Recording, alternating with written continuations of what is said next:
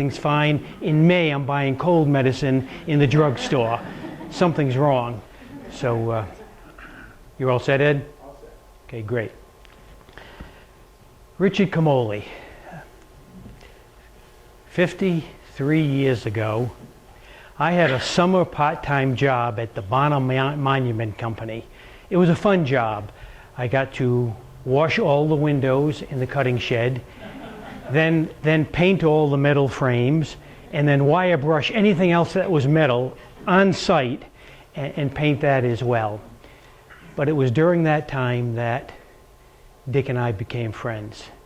I was fascinated by watching him carve the stones, and once I said to him, "What happens if you take too much stone away, Dick?" He said, "Then they'll probably be looking for a new granite carver because you can never put it back after you take it away." And it's been a 53-year friendship. Whenever I could, I would stop in. Since I retired 9 to 10 years ago, I would love to stop into the office and sit down and talk with Dick. He loved just to reminisce about the granite industry and about, he worked with my father after my father closed the Kaduri Granite Company. He went to work for Bonner, and Dick was working at Bonner then, and they would talk about different monuments or things that they would do. But it was a friendship that I cherished, and was very saddened when Dick passed away almost 2 years ago. So let me tell you a little bit about the Comolli family. Ferruccio, Frank, that's his father, he was also a master granite carver. And word is his grandfather was also a master granite carver who worked in Vermont and New Hampshire before coming to Westerly in 1935, where he worked for both the Joseph Kaduri Granite Company and the Smith Granite Company. Not an unusual, there were some granite companies, granite carvers, who only worked for one company. But the kind of unwritten rule was whoever needed work. You know, if one company didn't have any work for one of their master carvers and another company did, well then sure, okay, you go to New England Granite, go to Kaduri Granite, go to Farquharson and Bruiser, whatever, but I'm going to have a new order coming in the spring, and so I'm going to need you back. Okay, so we worked at both. We have two works that we know that Frank did. In 1934, he carved the Berwyn Monument in Philadelphia at the Kaduri Granite Company, and there was a March 5th fire, and I meant to bring it up. Joe, you know where the hand is on the pedestal? Yeah, would you bring it up? He was working on the Berwyn Monument in Philadelphia, and there was a March 5th fire, and the sheds were nearly destroyed, and the whole monument had to be recut. In 1937, Ferruccio carved the Bowdoin Bear at Bowdoin College in Brunswick, Maine, at the Smith Granite Company. Thanks, Joe.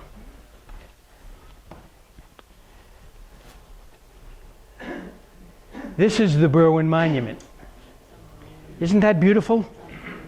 It's almost as if the wind could blow the fabric, you know? And the anatomy of the woman is clearly detailed. And there's that hand isolated. Well, this is that hand on the initial monument before the fire. Bring it over in front of the screen with the lights on. Yeah. How's that? Multicolored. Do you like it in green or do you like it in red? Okay. Obviously, the heat of the fire and then the cold water applied damaged about $60,000 worth of monuments. Okay. So Ferruccio had to recarve the entire monument. Okay. It sat in the Westerly Fire Department for 75 years, and when we were one of the souvenirs from the firemen, and when they heard that we were creating a granite exhibit, and this monument is on display in the granite exhibit, and we keep this on a pedestal right next to it to kind of help tell the story. Now, where is that monument located? Philadelphia. Okay. 18 tons and 18 feet high. Okay. And here's the Bowdoin Bear. Okay. Massive, massive stone. So this was the work of the father. Okay. So it's in the genes, I guess. It was in the grandfather, it was in the father. So let's talk about Dick. August 13th, 1926, Dick was born in Nashua, New Hampshire. And by the way, it was not unusual. We talked about working for different granite companies. It wasn't unusual for granite workers to travel.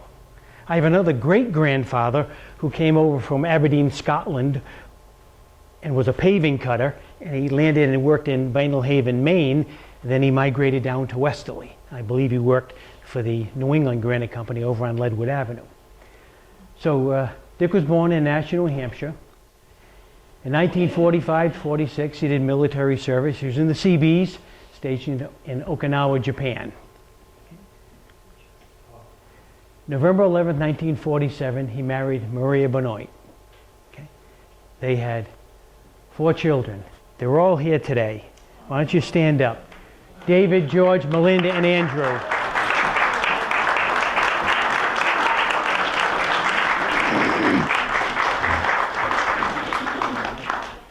They were very helpful in providing some photographs and information in the preparation of this program. I could not have done it without them. He started out at the Columbia Granite Company, which was owned by the Monte family. If you know Old Hopkinton Road, now it's kind of like a gravel pit. They're just cutting, clawing out all the stone, breaking it up, and so on and so forth. But as you come over the rise on Old Hopkinton Road, if you look to your right, you're going to see a rusty-colored shed. That was the Columbia Granite Company cutting shed. I remember when we were kids, Dad would take us up there, and we'd get into trouble. Okay. Sometime around 1958 to 1985, Dick worked at the Bonner Monument Company. And this, as I said earlier, this is where I met Dick. And it was always, just fascinated by watching him work. And, I'd watched some cutters in my father's cutting shed before they closed it, but Dick was very patient. He didn't mind me standing, eyes protected, of course, watching me carve and so on and so forth. He was very, very calm about that, and I appreciated it.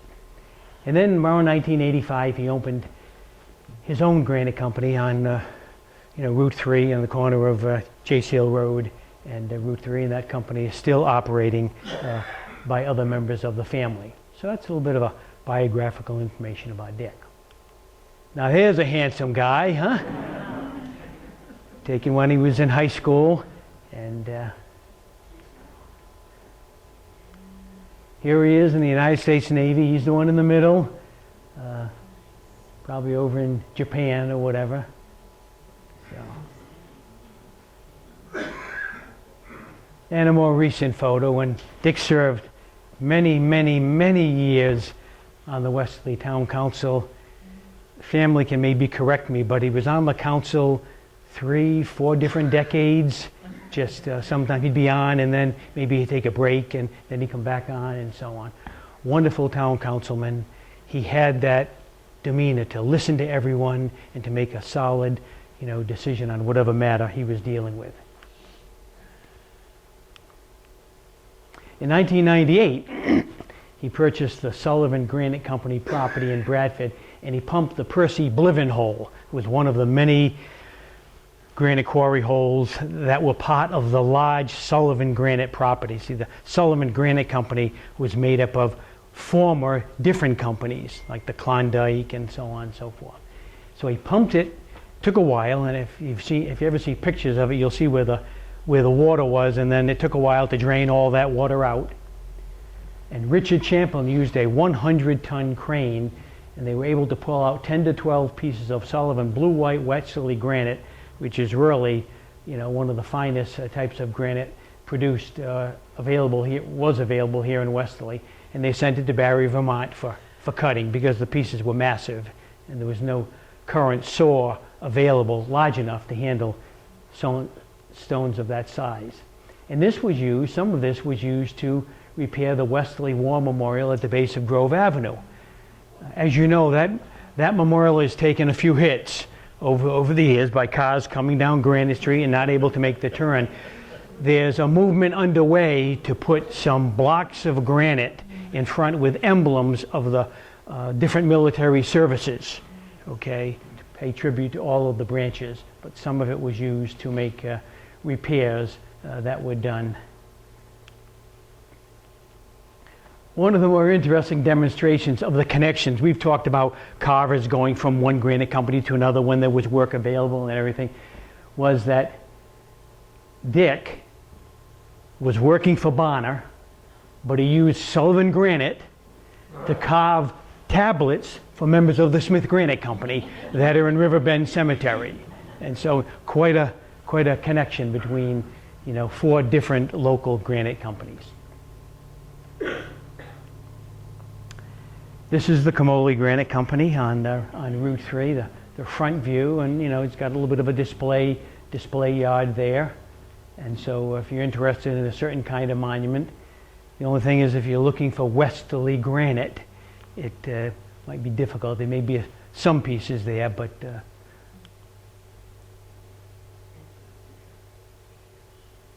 and of course on the back, the large door here would be to get a large piece into the shed for sandblasting and cutting and so on and so forth.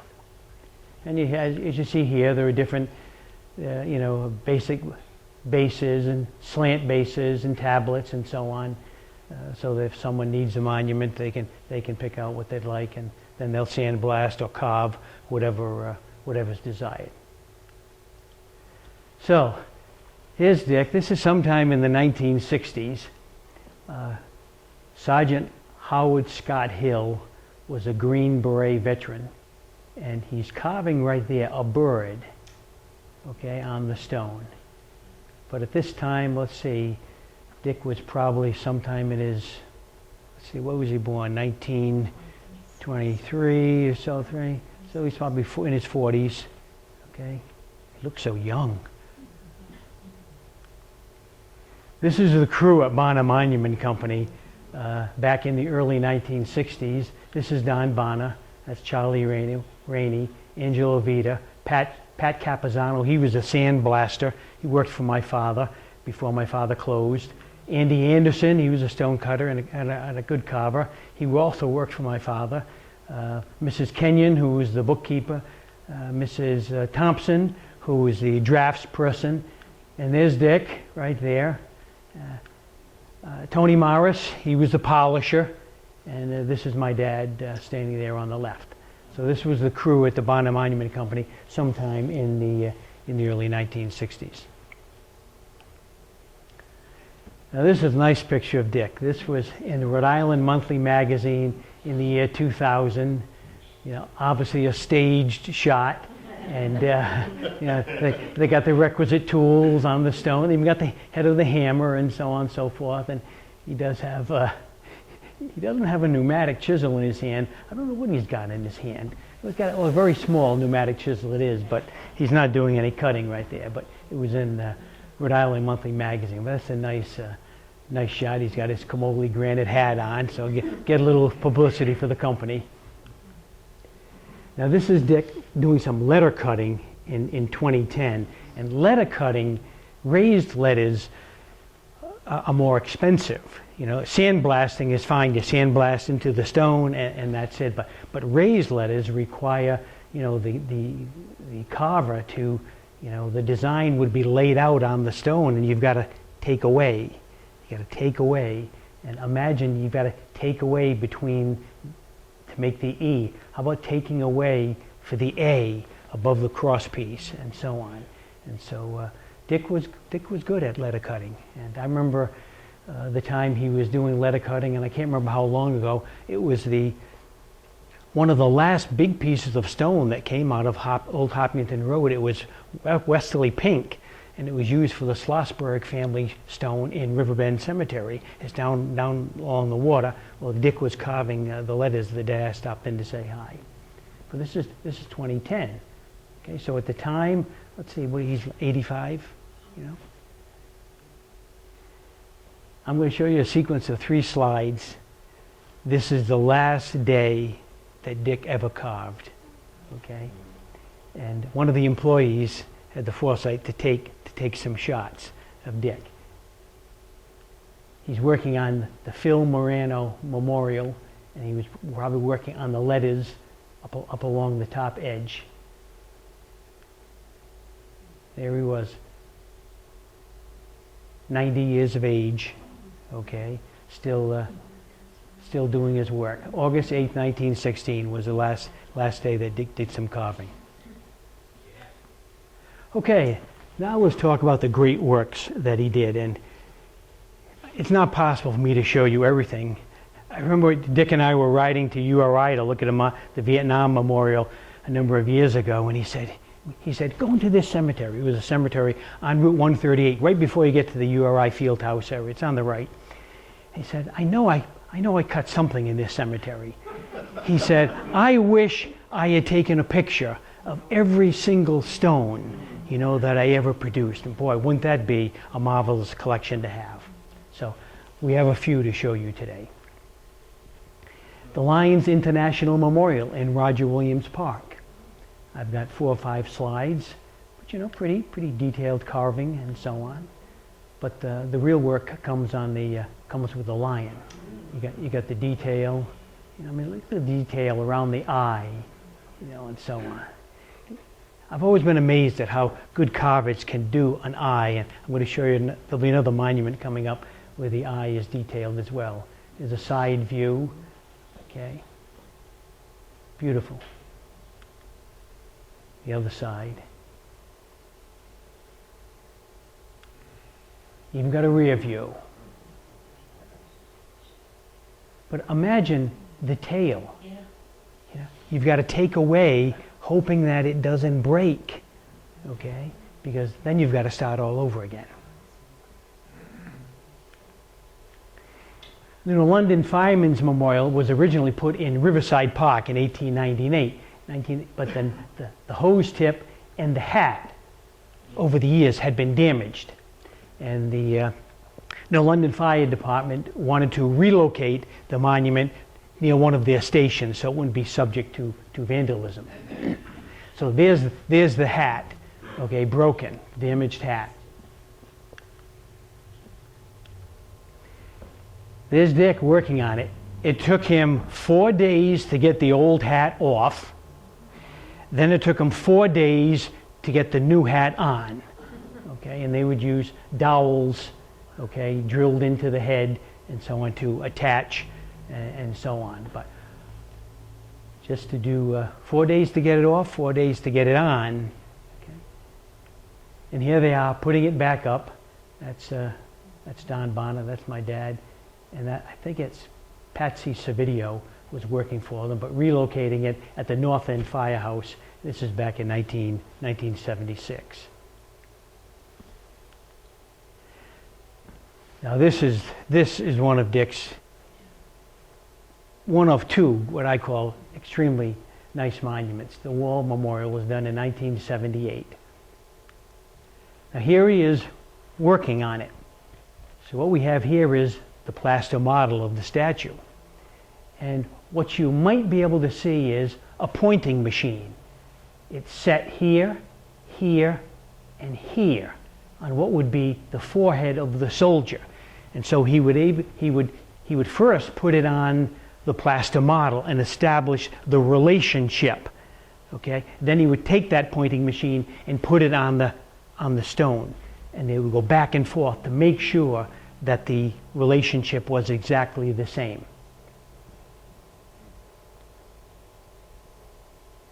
I always thought it was kind of nice. Dick's station was always near the heat source in the winter. Okay, got to keep the master carver comfortable. Now here's the monument. Okay, almost nearing completion. Okay. But the next picture I'm going to show you, I think, is even nicer. Look at the eyes. Look at the eyes of the soldier. Dick's just putting the finishing touches. You got the eyes of the child over here and the other eyes of this child. You can almost envision she's staring down, perhaps at her sister. Beautiful, beautiful work of art. And this is the day, of course I had to put it up on a snowy day, okay? And so that's Don Bonner, and that's Dick right here. That's Tony Broccolo, also worked Brock, as they called him, a mountain of a man. You need someone to pick up a piece of stone. Brock was your man. And 30 years later, they took this picture of Dick. Okay, and there was an article in the Wesley Sun of the Providence Journal. Okay, so it's 88, in 2008. Okay, he took a picture of Dick standing next to the monument. Looks like it could use a little bit of a good cleaning. Okay. He also did the time capsule in the Wesley Town Hall in 2001, the carving on the side. I think it says it's supposed to be opened in 35? No, it can't be. If it's 2001 and they normally like do these 50 years, so maybe 55, 56. Here he is setting the lid, getting it in place. Once again, you never miss an opportunity to promote the granite company. Okay, let's look at some of the cemetery monuments and memorials.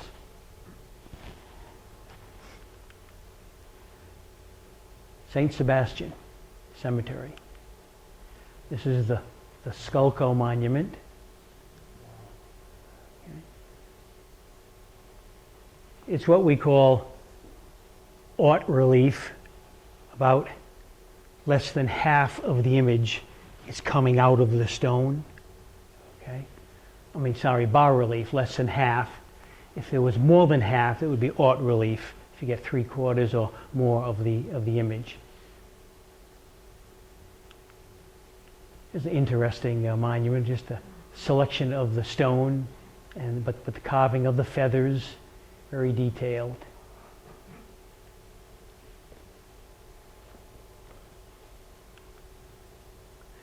This also is an unusual monument for a couple of reasons. Obviously, it's beautiful raised letters, raised crosses, but notice there's like a shelf, and in it you have the beautiful flowers. Flowers were something that Dick really could carve extremely well, and there'll be a few other images of the flowers that he carved.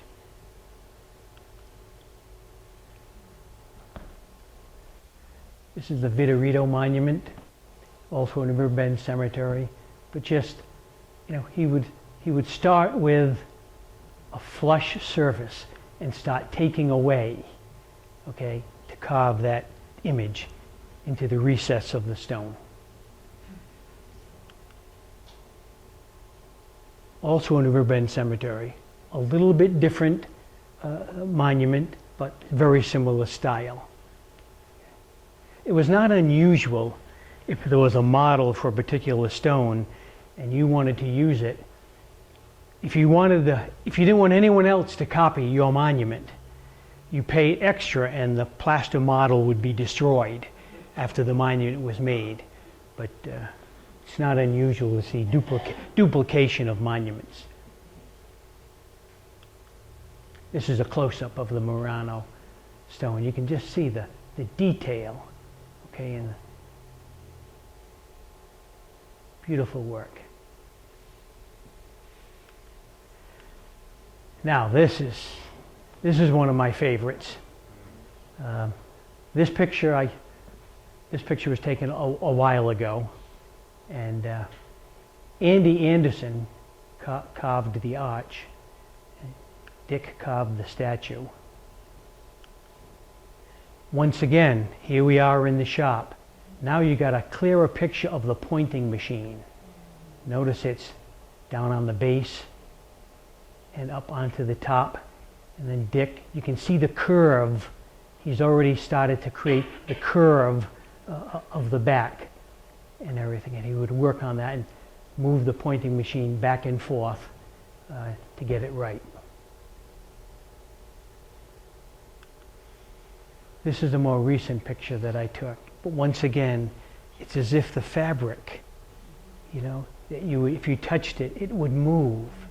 It's just the drapery is just so beautifully done. And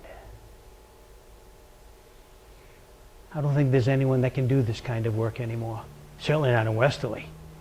And I've been to a couple of granite companies, one in Gettysburg and up in Barrie, and they're using different techniques with computers and etching and so on and so forth, but it's really a lost talent because no one wants to pay. First of all, there's the availability of talent, and then no one wants to pay. In 1938, okay, a master carver working for my father was paid $1.25 an hour.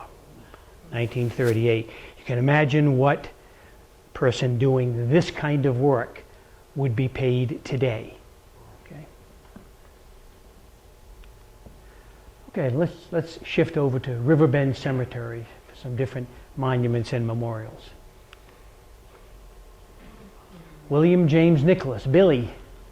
It's just it's a plain tablet. It's been there for a while.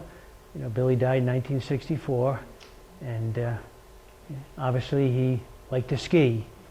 Okay, this was Irene Nicholas. Late Irene Nicholas. This was her son, Billy. Okay. The Rathburn needs a good cleaning. It drastically needs a good cleaning. How do they clean it? Yeah, they have special solutions. Actually, sometimes you can just use water and a nice stiff brush. You do have to be careful of using very harsh cleaners because it can damage the natural finish of the stone.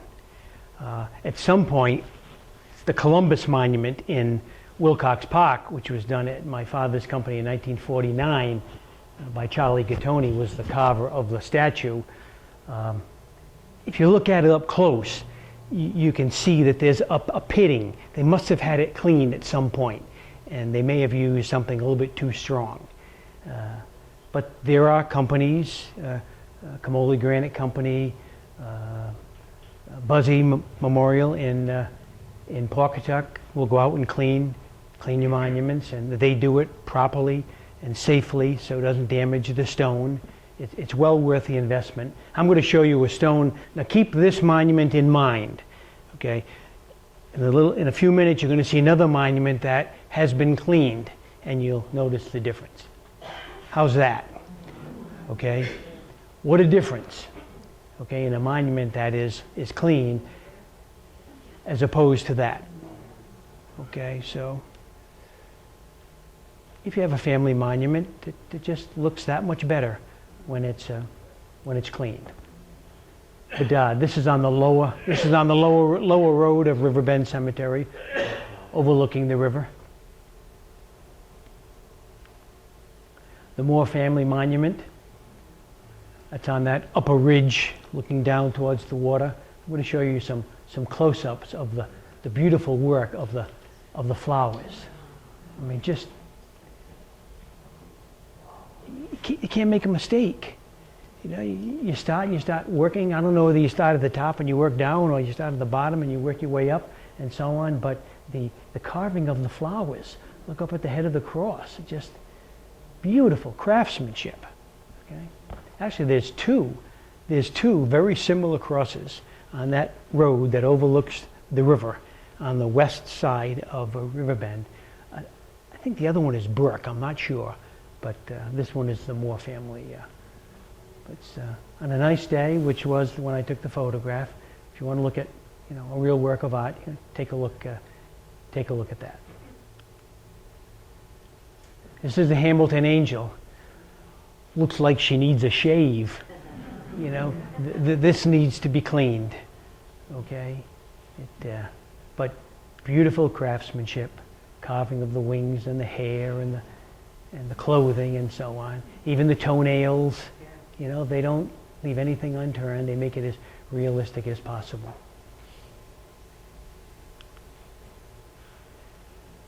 In Block Island, Dick has a couple of monuments in Block Island. Now see, here's a nice ship and looks nice and clean, and they probably took this picture the day they set it, okay, able, but this is something that bespeaks of westerly carvers. Raised letters but with rounded edges.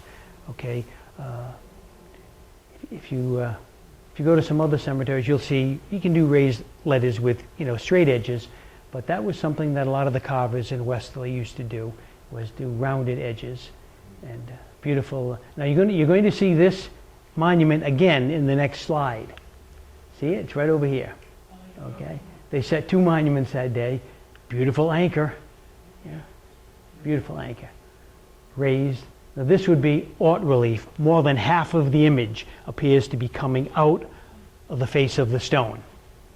Okay. Now there are a number of, I couldn't find the cemeteries. I've been going through some cemeteries. One even has a picture of Dick, in it with a monument. Went to different cemeteries, couldn't find out where they were. This is the Tobin monument, but some very detailed carving. Once again, notice we see raised, rounded letters on the stone. This was while he was working at Bonner. This is the office, and that's the cutting shed. See, those are the windows that I had to wash.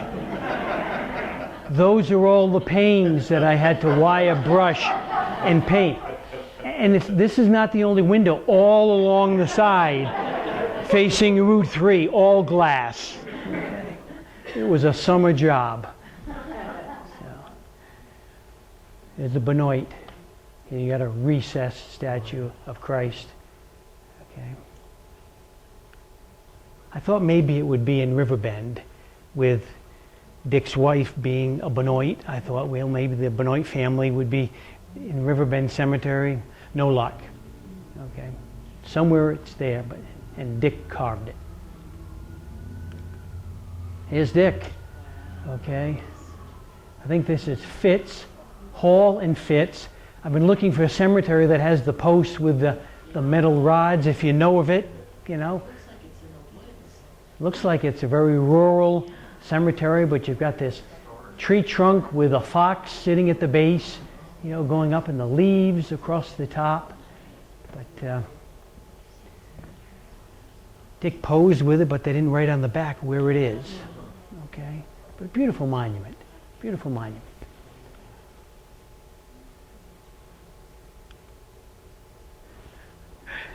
The image is a little bit distorted. That's Dick's hand. Okay, he's standing next to it. Once again, I looked at the houses that were nearby and so on, drove to different cemeteries, couldn't find it. But look at the lilies. Look at all the lilies that he carved on the face of this O'Brien stone.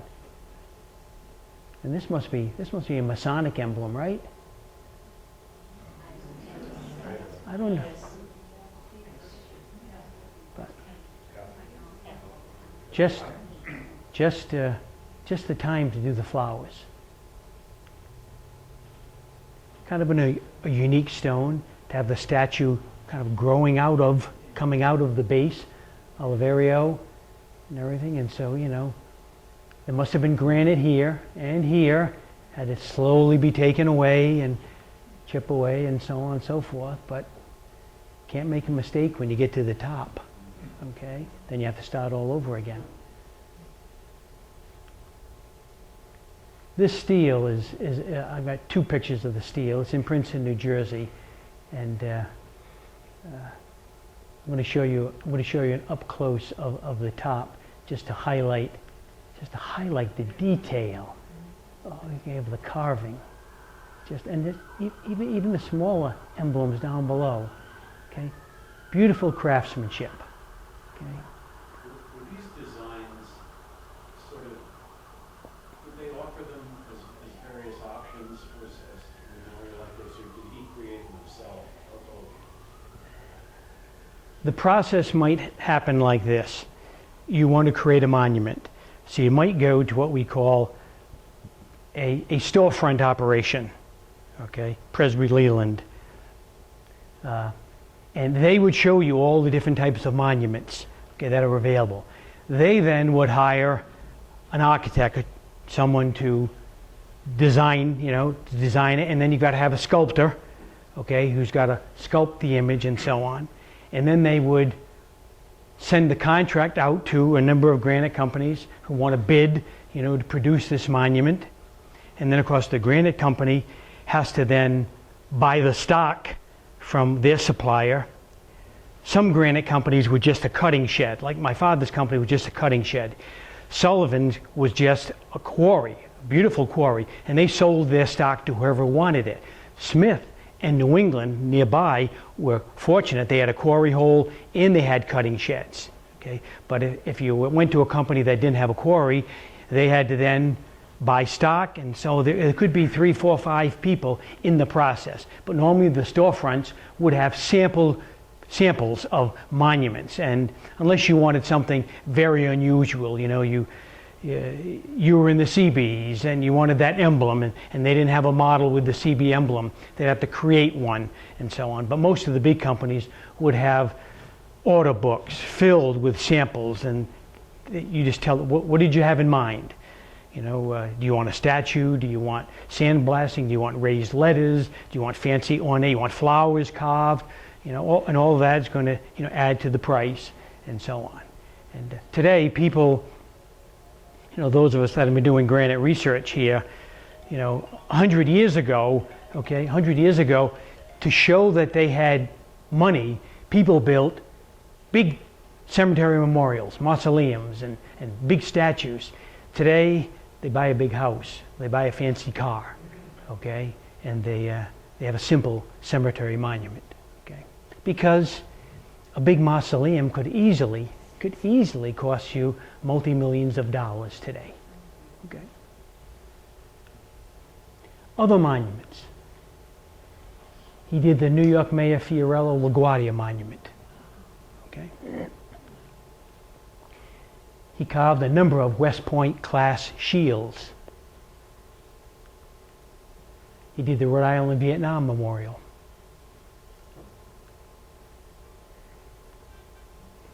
You remember the name Averell Harriman? Yeah. His wife Pamela was a U.S. ambassador. I tried to get a picture of her monument. It's in Arden, New York, but it's on the family compound. So Find a Grave, Billion Graves, none of them had a picture of Pamela Harriman's monument, but Dick carved it. The Braden McFadden Memorial Bust in Woodlawn Cemetery in New York, actually in Brooklyn. And the Stonington's Fisherman's Memorial. And the Pawcatuck Flag Memorial. As you go across the bridge into Pawcatuck on the left. I've saved what I think is the best for last. About 10 or 11 years ago, when we were doing research for the book Built from Stone, we were taking pictures of different craftsmen and so on and so forth. And so this monument is lacking some up-to-date information, but I think it demonstrates the craftsmanship of Richard Comolli to the extreme. It is one of the most beautiful monuments. It's a base and a tablet. It's not some fancy sculpted statue and so on and so forth. But it is probably one of the most beautiful monuments you'll see, and it's right in Riverbend Cemetery. It's Dick's monument. He carved it after his wife passed away back in 1981. Like I said, I'm sorry. His date isn't there because I took this picture about 10 years ago. But it's like the parchment. It's going to, if you're not careful, it's going to crack further. It's going to go right up the middle. And the flowers. Look at the flowers, the beautiful carving on the stone. But just, someone said he got the idea for this. If you leave Riverbend Cemetery through the main entrance, just before you leave, to the right, there's a DiGiacomo, I think is the family name, and it's a smaller tablet, but it's got the scrolling and so on. And someone told me that he had always admired that stone, and he thought that he'd like to do something like that for his own. But Dick carved his own monument after his wife passed away. But it is just, I think, here in little old Westerly, Rhode Island, we have a monument that demonstrates such craftsmanship as we see right here on on Dick's. It's only fitting that it's on Dick's monument. Questions? Lights? Lights?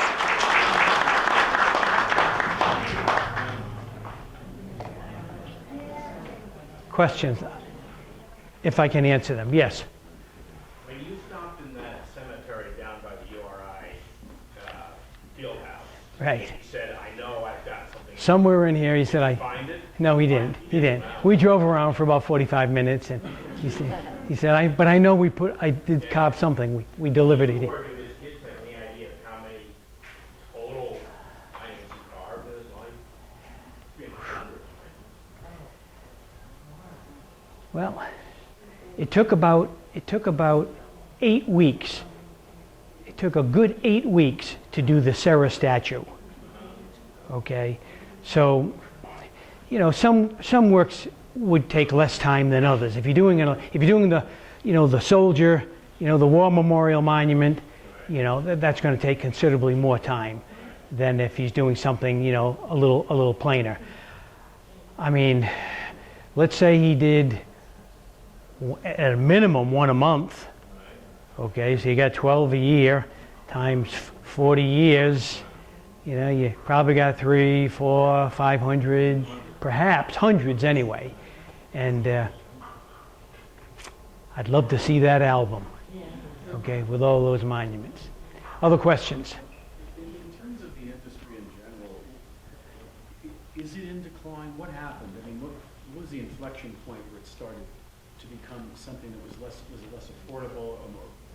What was the genesis? We probably will say that the real end of the heyday ended with the start of the Great Depression, because the 20s were a big, people were spending lots of money. Andrus Mausoleum, along with others, were being built in the 1920s. Then you hit the Depression, okay, so people don't have the money. Then that's followed up by World War II. And so now you lose a lot of young talent, soldiers who may have become stonecutters or who were journeyman stonecutters and were on their way to be a master carver, and they go and they get killed in the war. And so by the time the war is over, okay, the whole economic outlook of life is different because of the Depression and because of the war. And so by then, by the mid 40s, the Smith quarries closed. Okay, in 1955, Sullivan Quarry closed, and that was loss of stock for my father. So he closed his cutting shed in 1958. Okay, and the demand after World War II, the demand, so it's like 1929. It's like a curtain came down, and not that some other monuments were done. I mean, the War Memorial here in Westfield, the War Memorial was done in that period after World War II. The Columbus statue was done. The Esplanade on the library, the Smith Granite Company did all the balustrades for all of that and everything. And that was done after World War II, but the demand for high quality work and the availability of the talent capable of doing that kind of work drastically changed around 1929. There's still master carvers like Mr. Comolli around today, the laser cutters do all of this now. Rich Brooks. Rich Brooks is the owner of Buzzy Memorial in Pawcatuck. The question, Rich, is, are there master carvers around, okay, like Dick Comolli? There are? Where would you find them? I mean, Buzzy Memorial does carving, and Comolli still does some carving, okay, but, takes years.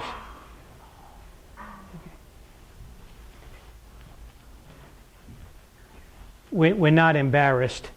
We're not embarrassed to say that we published this in 2011, Built from Stone, the Wesley Granite Story, and then Carved from Stone DVD about the Wesley Granite industry. Both are available out at the front desk from Mr. Anthony Smith at the end of the program. I remember Ms. Fuzzy, she was an enemy in high school.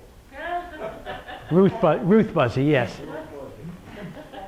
The Smith and Sullivan quarries closed, was it because of they ran dry, or was it just lack of? No, they didn't run dry. There's still granite in the ground there. There is. It's just that a lot of westerly granite is not close to the surface. And if you look at the photograph in the corner of the display, that's the Sullivan Granite Company.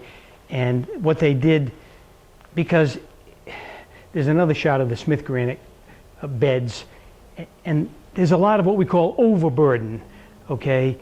Soil, gravel that you have to remove first before you get to the good beds. And in Sullivan, they got tired of taking all that overburden, and so they went down and then they tunneled under, okay? And they were able to work when it was a little bit cold or was raining and so on and so forth. And that's a great picture of the undercut and so on. But during the show, I told you that they pumped out the Percy Bliven hole, and there's still some granite there. It's just that the demand for, and I don't know how much Dick paid to hire, they had to split some of those pieces and haul them up and so on and so forth. It becomes a very expensive proposition. If you go to Barry, if you go to Rock of Ages in Barry, their beds are close to the surface and just makes harvesting. They bring the cutting saws right into the quarry, and just cut the pieces that they need and so on. There's a memorial at the train station for the fallen soldiers. Yes? And my uncle, I reminded that he marched the troops out to go to the war, and they all came back alive. Under my uncle's command. That's wonderful. He served in World War II. Wonderful news. This was the Korean War. And there's a memorial for him. And the former president of the Calabria Club, George Salamino, shared with me that all under his own command came back. Wonderful. Very good. More questions? John, most people here today, almost everyone here knows who you are, but if you would just, for the folks who haven't been or haven't met us before, just let us know a little bit that you are the president and so forth and so on. My name is John Kaduri. I've been a member of the Board of Trustees here since 2004, almost 15 years, and served as chair of the board for about the last 10 years. So it's been one of the, I say it over and over again, this organization, the Orlando R. Smith Trust, DBA, Babcock-Smith House Museum, docents, trustees, volunteers, members, volunteers, no employees. Nothing gets done by a paid employee. It's all volunteers. Everyone's here because they want to be here, and they do great work.